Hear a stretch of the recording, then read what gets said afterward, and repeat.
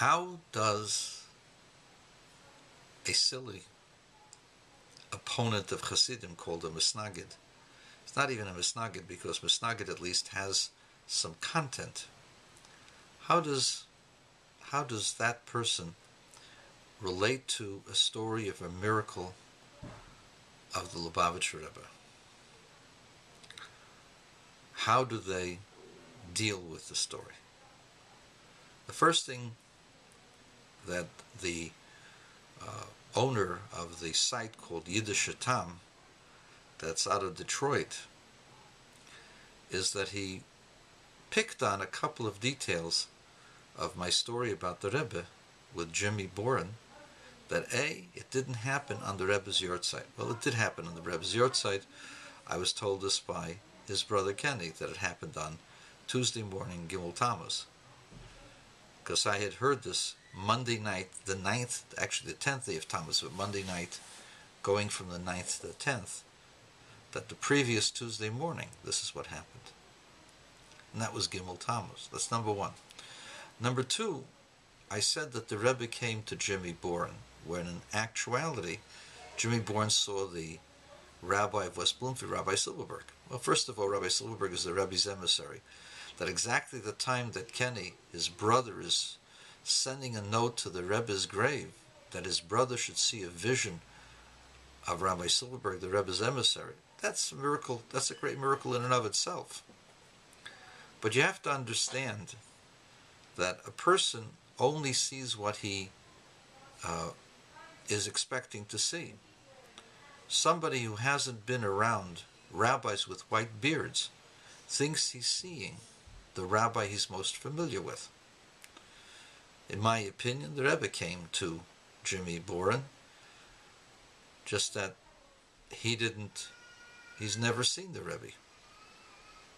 So the rabbi with the white beard was Rabbi Silverberg, because that's the only one he knew.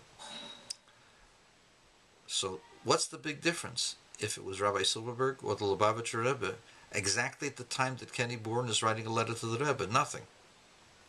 But he has to say something to diminish the miracle instead of celebrating it. Then he goes on to attack me for denigrating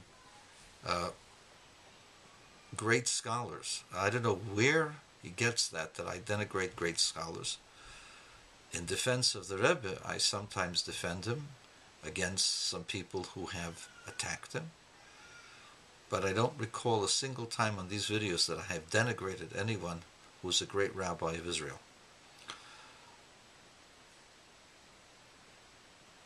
Assuming even that I did, that was a mistake. But what was the great denigration? So I realized that in my last video before Jimmy, that I had said that the Rebbe was not on vacation, but that Rabbi Grubner Zatzal, my rabbi, was in Miami Beach, together with all of the Gdolei Hador, all of the great rabbis of Israel. Now, there's nothing wrong with a person taking vacation in the winter, especially if they're older and they need to have a warm climate so that they can study Torah and rest up and be healthful.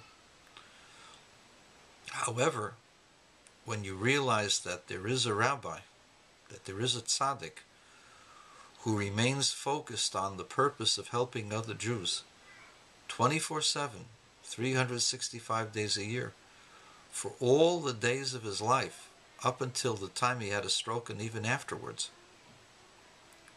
that shows you the commitment of this tzaddik.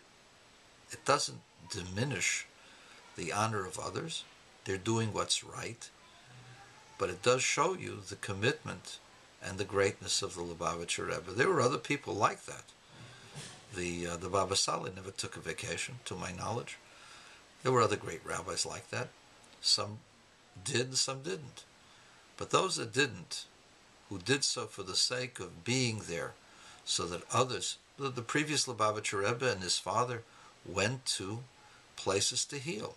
They went on vacation areas. The Rebbe, thankfully, was always healthy until his stroke, until his heart attack and then his stroke. The Rebbe felt no need to go to a vacation and remained steadfast in his commitment to Klal Yisrael. That was his greatness. That has to be celebrated. The fact that others didn't do the same is not a fault of theirs, but they didn't have that greatness. That's not demeaning them. That's telling you how special the Rebbe was. And so I'm accused of demeaning them because I'm showing how special the Rebbe was.